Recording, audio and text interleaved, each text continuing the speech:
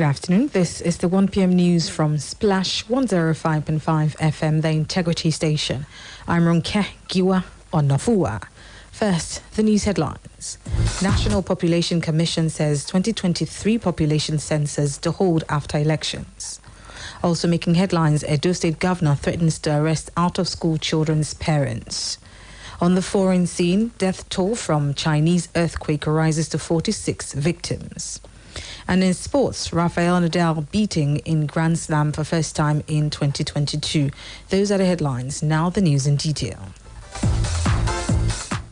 The National Population Commission has disclosed that the country's next population census will be held after the 2023 general elections scheduled for March. The NNPC chairman, Alhaji Nasiru Kwara, stated this during his visit to the former Commonwealth Secretary General, Chief Emeka Anyaoku in Ikoyi. Kwara, who was accompanied by a delegation of members of the NPC who are federal commissioners, noted that the country has been ripe for another census since 2016 and would deploy technology in the next exercise. At the time we finish it, we would have established a national frame for all activities, whether it's census or surveys or our civil registration system, any exercise. And we've been able to produce digital maps. In the past, we used pen and papers to draw design maps, but we do it now digitally. In his response, Anyaoku said it is to the benefit of the citizens that the country must have an accurate census. It's a fact that in our country, a regrettable fact, many of the past census exercises have been replete with controversy. And so my hope is that this time, from what you have just said, I'm encouraged to believe that you are going to get it right. From your description of the process that you are adopting, I'm confident that you will endeavor to get it right. Hope, and I will stress my hope, is that the elections, 2023 elections, will be free and fair and will truly reflect the wishes of the population. The federal government says the worst is over with regards to the daunting security challenges in the country. It added that terrorists, bandits and their cohorts will never hold sway anywhere in the country. The Minister of Information and Culture, Alhaji Lai Mohammed, gave the assurance in Abuja at a media briefing he jointly addressed with some of his colleagues. Mohammed said the security challenges the country had faced were daunting and ranged from terrorism to banditry, kidnapping, separatists, violence, crude oil theft, armed robbery and sundry crimes. He added that the challenges were undoubtedly the greatest to the peace and security of the country since the 1967 to 1970 civil war. We're here to tell you that while we are not there yet, our military and other security agencies have succeeded and are succeeding in substantially restoring security across the nation.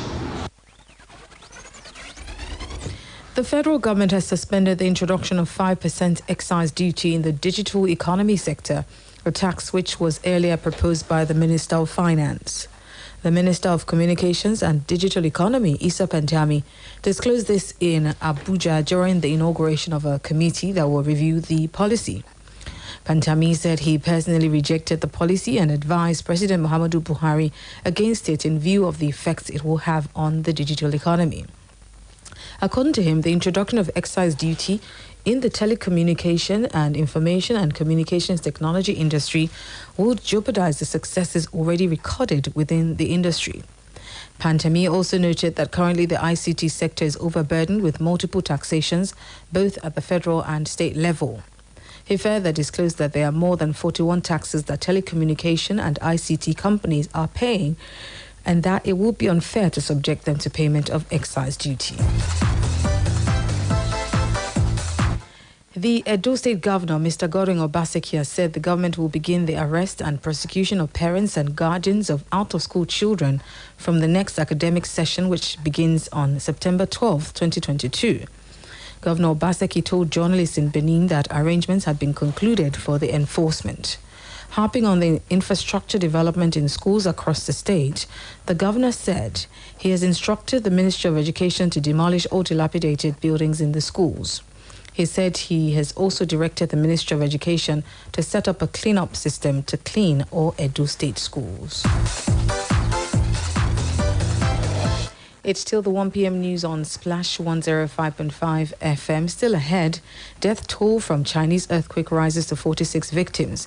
Rafael Nadal beating in Grand Slam for first time in 2022.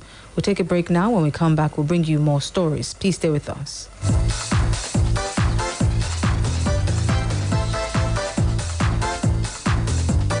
Well, welcome you back. Now turning to the foreign scene.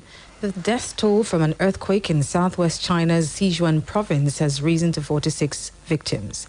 In addition, more than 50 people have been injured and 16 are still missing. The Luding area, some 200 kilometers of the provincial capital Chengdu, was the hardest hit in the Monday 6.8 magnitude quake. The earthquake destroyed homes and caused landslides, while many streets are still blocked, just as electricity, water supply and communications have been disrupted. A large-scale search and rescue operation is underway, with thousands helping with recovery efforts. Now, Japan expects to spend around 1.7 billion yen on a state funeral for assassinated former Premier Shinzo Abe. Abe was shot dead on the campaign trail in July, and the government expects dozens of current and former heads of state to pay condolences at the September 27 service in Tokyo. But recent polls show about half of Japanese voters oppose the publicly funded event. A top government spokesman, Hirozaku Masuo, said security is expected to cost around 800 million yen, with another 600 million to be spent on hosting and 250 million yen for the ceremony. Finally, in sports, Rafael Nadal has been beating in the Grand Slam for the first time in 2022, losing to Francis Tiafoe in the US Open fourth round. American Tiafoe thrilled the home crowd with a 6-4, 4-6, 6-4, 6-3 win over four-time champion Nadal in New York. The defeated ended the Spaniard's bid for a record-extending 23rd major singles title. Nadal led the fourth set 3-1 before Tiafoe hit back, winning 5 games in a row to secure his quarter-final spot. He will face Russian 9th seed Andrei Rublev for a place in the semi-finals at Flushing Meadows.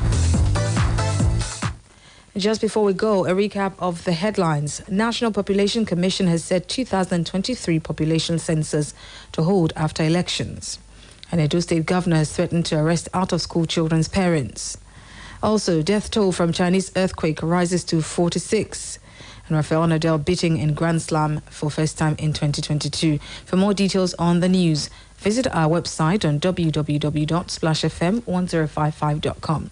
Now, you can download the Splash FM mobile app on iOS and Google Play Store to listen live, get news updates, opinion poll, and also report an event live to us through the iReport feature.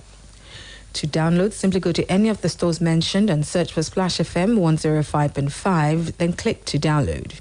We have now come to the end of the news on Splash 105.5 FM, the integrity station and the best radio station in the southwest of the country. The news editor is Tunde Olawu, assisted by Chinwe Churchill. I'm Ronke Giwa Onafuwa. Good afternoon and thank you for listening.